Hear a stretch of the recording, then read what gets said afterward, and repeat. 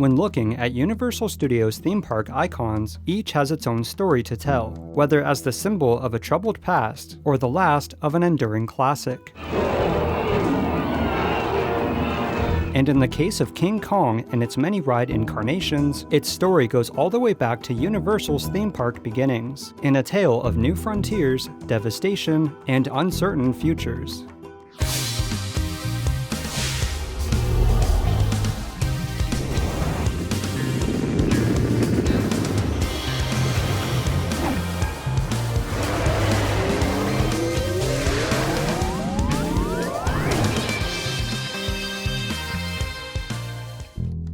On March 15, 1915, movie producer and owner of Universal Pictures Carl Laemmle officially opened Universal City, the second and much larger incarnation of his outdoor movie studio, which was advertised as the world's only movie city. And for the price of 25 cents, guests were invited to visit the studio's sets and witness the live-action filming of many silent-era films, something no studio had done previously. Wait a minute!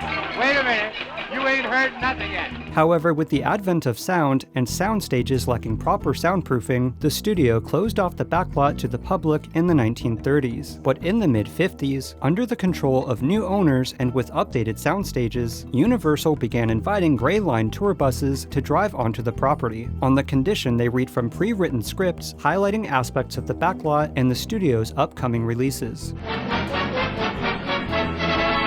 And in 1959, a portion of the Universal backlot was purchased by MCA and transformed into Revue Studios for their television production division, which was added as a separate Universal tour. And just 3 years later, in 1962, with MCA's full acquisition of Universal Studios and having seen the profitability of the bus tours, the company invested $4 million to form the official Universal City Studio Tours, which opened to the public in July of 1964.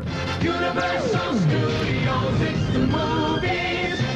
Universal Studios, it's the movies. The backlot tour and Universal Studios as a whole continued to evolve over the 1970s and 80s, transitioning into more than just a behind-the-scenes tour and into a theme park destination. But they wanted to go one step further, and by 1982 had begun to develop plans for an attraction around the iconic King Kong.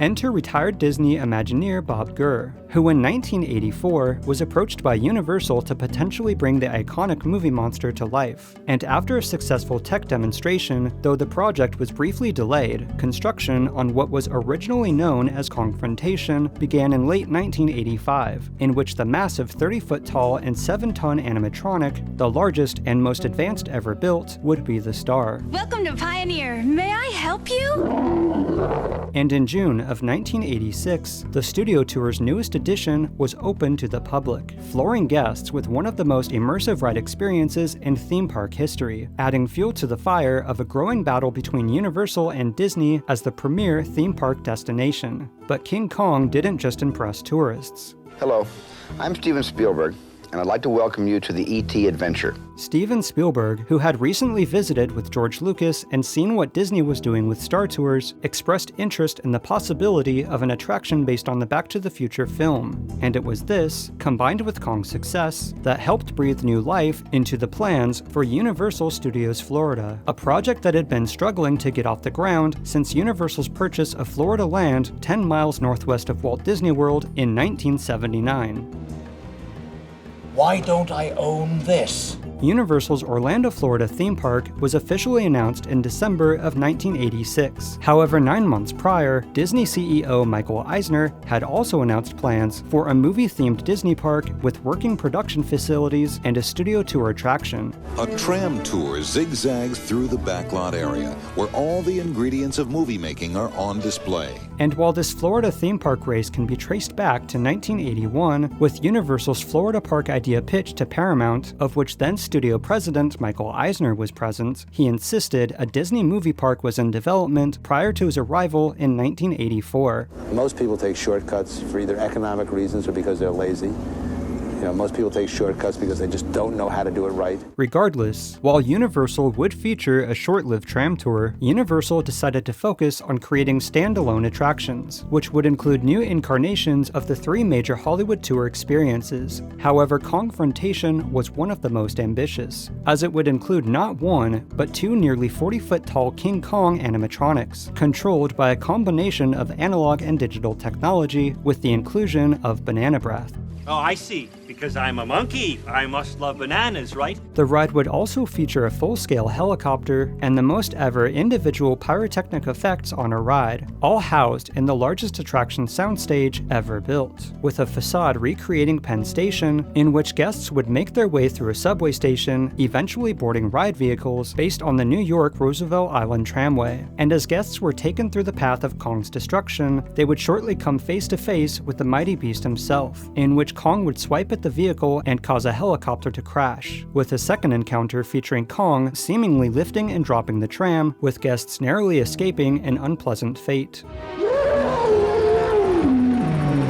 Unfortunately, when the park opened in June of 1990, while Kongfrontation was a sight to behold when everything worked as intended, much like the ill-fated Jaws ride, the attraction frequently broke down, with the large movement of the massive animatronics and complex integration of pyrotechnic effects and a fail-safe system shutoff causing the majority of the issues. And while engineers made attempts to improve the ride's reliability without altering the effects, they were unsuccessful. And with Universal having been forced to completely close down the park's other major attraction, they decided to simply limit Kong's movements and tone down the background fire effects. For over 10 years, while Kongfrontation continued to draw in crowds, it also proved to be one of the park's most expensive rides to maintain. And with Universal looking to make an attraction based off the box office hit The Mummy, Kongfrontation's show building was the frontrunner. So despite protests and petitions, in 2002, Kongfrontation became the first ride of Universal Florida's original attractions to be closed and replaced, with another 3 to follow in less than a decade. And while Universal Studios Hollywood continued to feature the original King Kong attraction, in 2008, a massive fire broke out on the studio backlot, destroying many sets and studio facilities, as well as the King Kong Encounter soundstage and attraction. Shortly after the fire, the attraction was remade into a new 360 3D experience, based on the 2005 King Kong remake. And in a form of the past repeating itself, the tram tour attraction would inspire a standalone ride at Universal's Islands of Adventure, as Skull Island: Reign of Kong.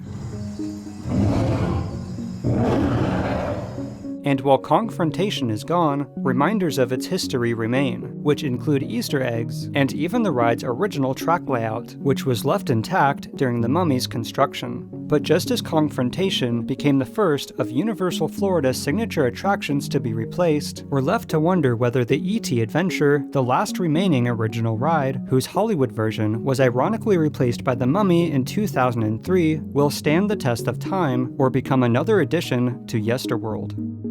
So what about you? If you could bring back any one of Universal's past attractions, which would it be? Also, if you'd like to help support me in the making of future videos, feel free to check out my Patreon and shop in the description. And as always, thank you guys and gals so much for watching, and I'll see you next time.